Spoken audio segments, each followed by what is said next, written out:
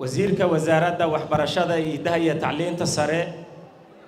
mas'uuliyiinta kale ee ka socda dowladda federaalka Soomaaliya isugu jira xildhibaanada labada gole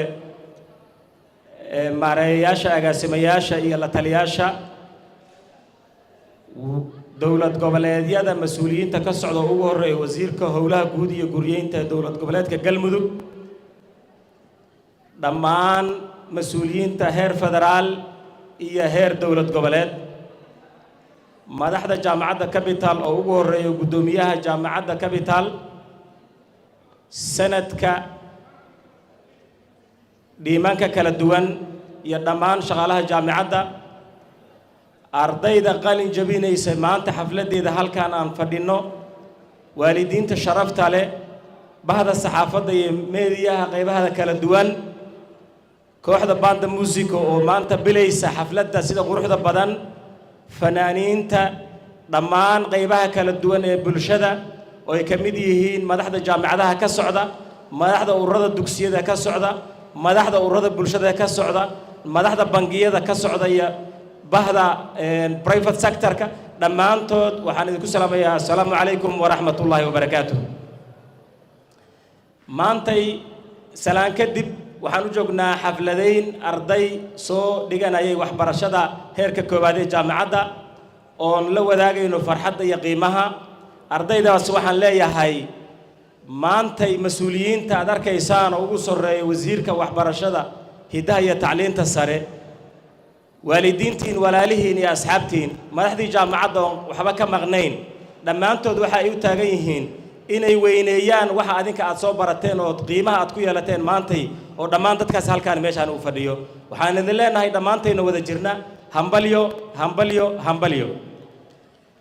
salaan iyo hambalyo kadib waxa aan maanta rabaa inaan ka hadalno kama hadlayno xiriirada jaamacadda partnershipska ay samaysay horumarinta guud ee jaamacadda ka jirta maadaama aan xaflad qalin jabin u joogno wax yar oo ku saabsan qalin jabinta ardayda yaan rabnaa in aan ka sheekayno oo wax ka tilmaano ka qaybgalka ardaydu ay ka qayb galsheen horumarinta bulshada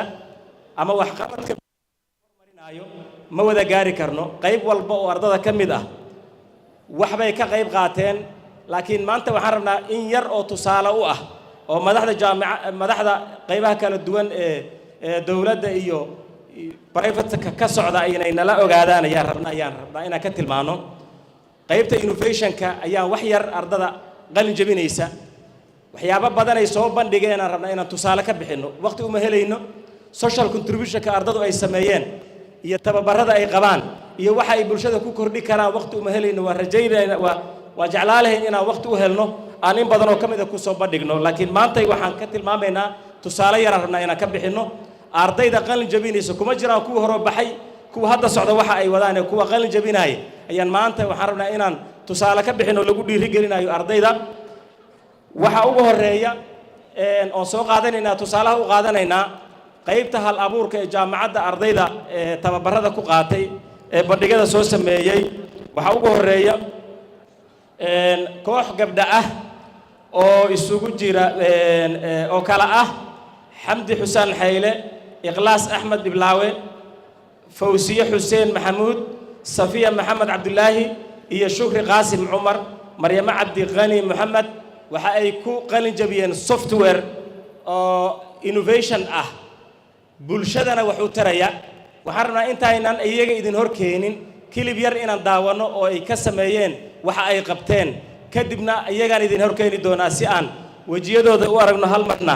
aan u dhiiri gelino haddii aan la yidhaahdo waxaan rajaynayaa kooxda farsamada inay noo fasaxaan kilibka inay noo fasaxaan